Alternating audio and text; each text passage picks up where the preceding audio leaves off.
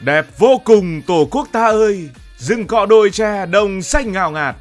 Chúng ta đang nói đến Phú Thọ mới, Phú Thọ sau sáp nhập. Phú Thọ là đất tổ của Việt Nam. Dù ai đi ngược về xuôi nhớ ngày giỗ tổ mùng 10 tháng 3. Giờ thì Phú Thọ là tỉnh mới của cả những người Hòa Bình và những người Vĩnh Phúc. Phú Thọ có đặc sản gì? Những địa danh nổi tiếng của Phú Thọ có thực sự là trai đất tổ làm khổ gái tứ phương hay không? Phú Thọ được coi là đất tổ cội nguồn của dân tộc Việt Nam. Tương truyền tại nơi đây, các vua hùng đã dựng nên nước Văn Lang, nhà nước đầu tiên của Việt Nam với kinh đô Phong Châu, tức vùng xung quanh thành phố Việt Trì ngày nay. Thời Hùng Vương, nhà nước Văn Lang được chia thành 16 bộ, trong đó Phú Thọ thuộc bộ Văn Lang, trung tâm của cả đất nước. Còn với tỉnh Phú Thọ mới, theo dữ liệu sau sáp nhập, tỉnh Phú Thọ mới có diện tích là 9.361 km², rộng thứ 15 cả nước, dân số là hơn 4 triệu người, xếp khoảng thứ 11 cả nước. Tỉnh Phú Thọ mới có vị trí địa lý, đó là phía đông giáp với thủ đô Hà Nội và tỉnh Ninh Bình, phía tây giáp với tỉnh Lào Cai và tỉnh Sơn La, phía nam giáp với tỉnh Thanh Hóa và phía bắc giáp tỉnh Thái Nguyên và tỉnh Tuyên Quang. Thành phố Việt Trì là trung tâm hành chính, kinh tế, chính trị và văn hóa giáo dục của cả tỉnh. Hãy nói qua một chút về Việt Trì. Việt Trì được biết đến với tên gọi thành phố ngã ba sông vì đây là nơi hội tụ của 3 con sông lớn bao gồm sông Hồng, đoạn chảy qua Việt Trì được gọi là sông Thao, sông Lô và sông Đà. Vị trí ngã ba sông này nằm ở phường Bạch Hạc. Tương truyền, nước ở đúng vị trí ngã ba sông rất thiêng nên từ lâu nay, người dân vùng Bạch Hạc vẫn có tục lấy nước thiêng về. Sau khi sáp nhập Phú Thọ, Hòa Bình và Vĩnh Phúc thì tỉnh mới có tên là Phú Thọ.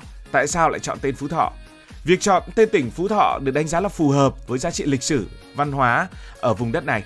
Phú Thọ được mệnh danh là đất tổ Hùng Vương.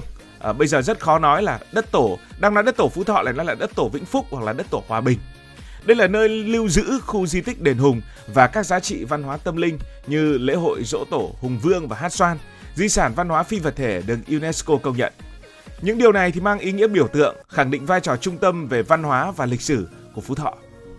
So với Vĩnh Phúc, nơi nổi bật về công nghiệp, hay Hòa Bình với đặc trưng văn hóa dân tộc thiểu số và cụ thể là dân tộc Mường, tên Phú Thọ mang tính phù hợp hơn, tránh ưu tiên một địa phương cụ thể, từ đó dễ dàng nhận được sự đồng thuận của người dân cả ba tỉnh. Bên cạnh đó là tầm nhìn phát triển du lịch thì Phú Thọ với các di tích lịch sử và lễ hội văn hóa có tiềm năng trở thành trung tâm du lịch tâm linh kết hợp với các điểm đến nổi tiếng như Tam Đảo Vĩnh Phúc và Hồ Hòa Bình.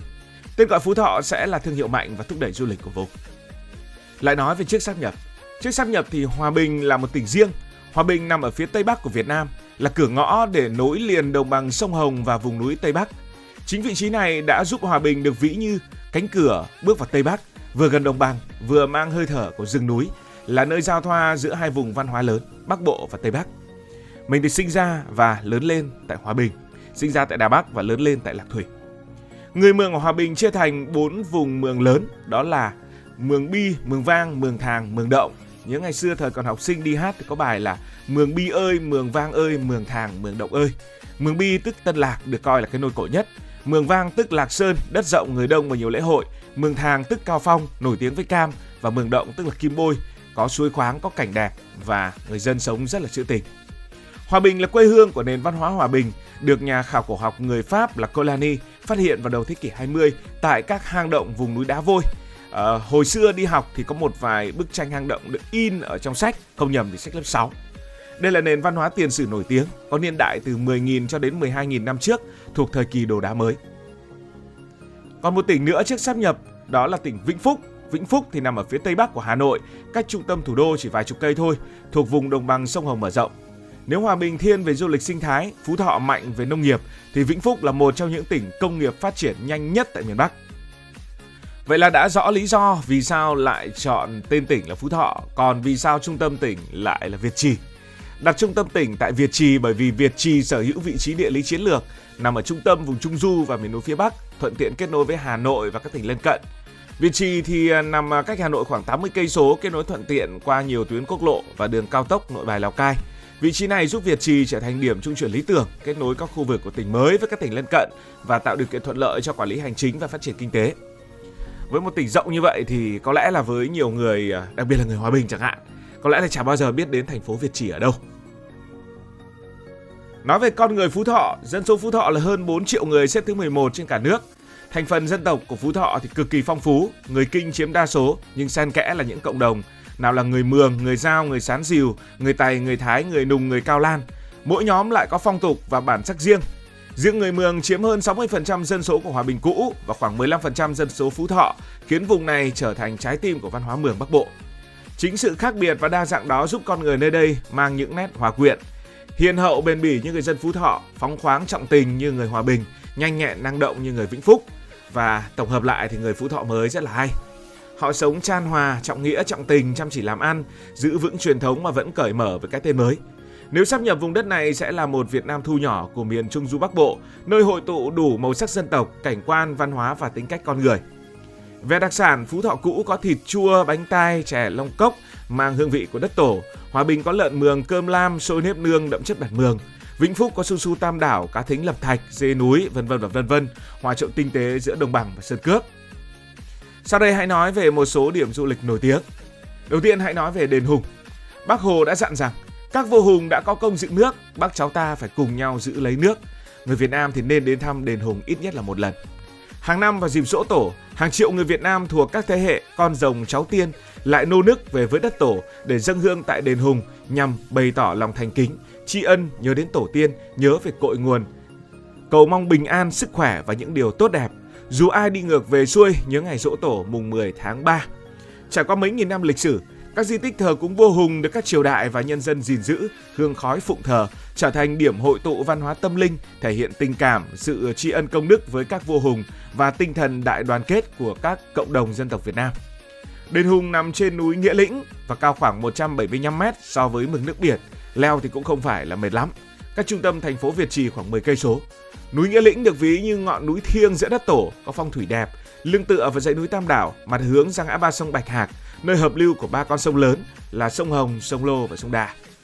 Vì thế, người xưa tin rằng đây là vùng địa linh nhân kiệt, nơi tụ khí của trời đất. Mỗi năm lễ hội đền Hùng được tổ chức long trọng vào ngày mùng 10 tháng 3 âm lịch, gọi là Giỗ Tổ Hùng Vương. Và gần đây, chính xác là từ năm 2007, ngày này được công nhận là quốc lễ, tước ngày nghỉ lễ chính thức của cả nước. Người Việt có câu, dù ai đi ngược về xuôi, nhớ ngày Giỗ Tổ mồng 10 tháng 3. Quần thể di tích đền Hùng có khoảng 20 công trình lớn nhỏ, trải dài từ sườn núi, chân núi lên đến đỉnh núi.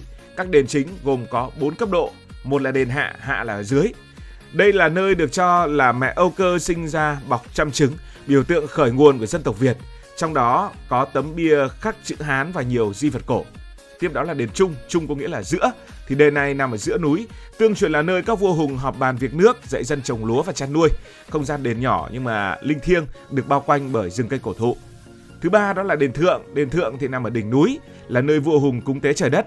Đây được coi là nơi linh thiêng nhất trong quần thể, có tượng thờ vua hùng và nhiều đồ thờ cổ. Tiếp đó là lăng vua hùng, cách đền Thượng không xa, là nơi tương truyền an nghỉ của Hùng Vương thứ 6.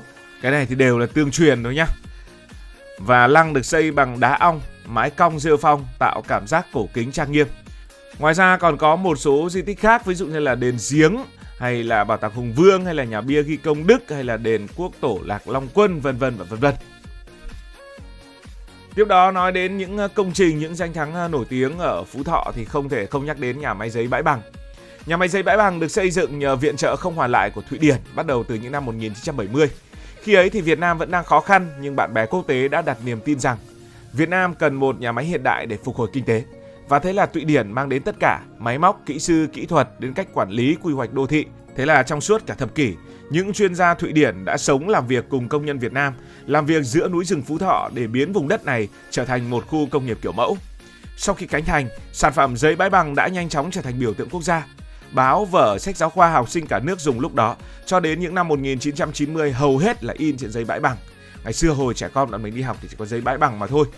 Dai, tương đối là trắng, ít bụi, mực in rõ nét, đủ trở thành biểu tượng của chất lượng và niềm tự hào, hàng Việt Nam chất lượng cao đầu tiên. Tiếp theo đó là Thủy điện Hòa Bình, vẫn gọi là Thủy điện Hòa Bình chứ không ai gọi là Thủy điện Phú Thọ cả. Thủy điện Hòa Bình nằm trên sông Đà thuộc thành phố Hòa Bình, tỉnh Hòa Bình cũ. Đây là công trình thủy điện lớn nhất Việt Nam trong thế kỷ 20 và từng là nhà máy thủy điện lớn nhất Đông Nam Á trong suốt nhiều năm. Công trình do các chuyên gia Liên Xô giúp đỡ Việt Nam thiết kế, cung cấp thiết bị và hỗ trợ kỹ thuật. Sau hơn một thập kỷ xây dựng gian khổ thì nhà máy này đã khánh thành và đi vào hoạt động toàn bộ. Thủy điện Hòa Bình có 8 tổ máy, mỗi tổ công suất 240 MW và tổng công suất lắp đặt là 1.920 MW. Đập chính của công trình cao hơn 120 m, nhìn từ xa rất đồ sộ và hoành tráng, dài gần 1 cây số, gồm 12 cửa xả lũ khổng lồ. Hệ thống hầm dẫn nước, tuốc bin, máy phát điện được đặt sâu trong lòng núi, nơi các kỹ sư Việt Nam và Liên Xô từng làm việc ngày đêm trong điều kiện khắc nghiệt. Khi mới khánh thành thì Hòa Bình cung cấp từ 30 cho đến 40% lượng điện cho cả nước, đủ để thắp sáng hàng triệu mái nhà và nuôi sống hàng nghìn nhà máy đang khởi động vào thời kỳ đổi mới. Thủy điện Hòa Bình được xây dựng trong thời kỳ đất nước còn nghèo khó, vật tư thiếu thốn, giao thông gian nan. Thế nhưng với hàng vạn kỹ sư công nhân Việt Nam cùng hàng trăm chuyên gia Liên Xô, công trình vẫn hoàn thành đúng kế hoạch. Họ làm việc trong điều kiện sương mù, núi đá, mưa lũ, có những người đã hy sinh ngay trên công trường. Bạn có thể tìm kiếm câu chuyện về Thủy điện Hòa Bình ngay trên kênh Bình luận viên Hải Thanh Story. Và cuối cùng, hãy nói về một địa điểm nổi tiếng của Vĩnh Phúc cũ, bây giờ là Phú Thọ mới, đó là Tam Đảo. Tam Đảo là một dãy núi hùng vĩ nằm ở phía tây bắc của Hà Nội. Nơi đây có 3 đỉnh núi cao nên gọi là Tam Đảo. Thiên Thị, Thạch Bàn và Phú Nghĩa thường ẩn hiện giữa mây trắng nên người ta ví là 3 ngọn đảo giữa trời. Với độ cao hơn 1.000 m, khí hậu Tam Đảo quanh năm mát mẻ, có đủ 4 mùa trong một ngày, được ví như Đà Lạt của miền Bắc. Người Pháp đã phát hiện và xây dựng nơi này thành khu nghỉ dưỡng từ đầu thế kỷ 20, để lại dấu ấn rõ nhất qua nhà thờ đá cổ, những con đường lát đá và biệt thự rêu phong giữa sương núi. Ngày nay Tam Đảo là điểm du lịch nổi tiếng của miền Bắc với cảnh sắc nên thơ và nhiều địa danh hấp dẫn như tháp truyền hình, đền Bà Chúa Thượng Ngàn, thác bạc, cổng trời.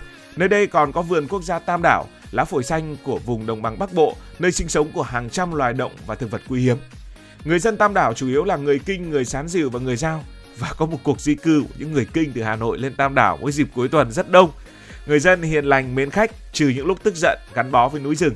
Ẩm thực nơi đây thì mang hương vị mộc mạc nhưng độc đáo, nổi bật là su su Tam Đảo, gà đồi nướng, lợn mán hấp lá mắc mật, vân vân và mây mây. Giữa làn sương trắng, Tam Đảo vừa mang vẻ yên bình của miền Sơn Cước, vừa có chút lãng mạn nên thơ, xứng đáng được gọi là thành phố trong mây của miền Bắc Việt Nam. Cảm ơn các bạn đã quan tâm theo dõi câu chuyện này, câu chuyện về Hòa Bình mới. Nếu cảm thấy thú vị, bạn có thể nhấn nút đăng ký kênh, bật chuông thông báo và chia sẻ. Còn bây giờ thì xin được nói lời chào tạm biệt từ bình luận viên Hải Thanh Story. Mình sẽ làm những câu chuyện về tất cả các tỉnh thành tại Việt Nam. Cảm ơn các bạn đã dành sự đồng hành cùng Hải Thanh Story. Đi qua những vùng đất, khám phá những điều mới.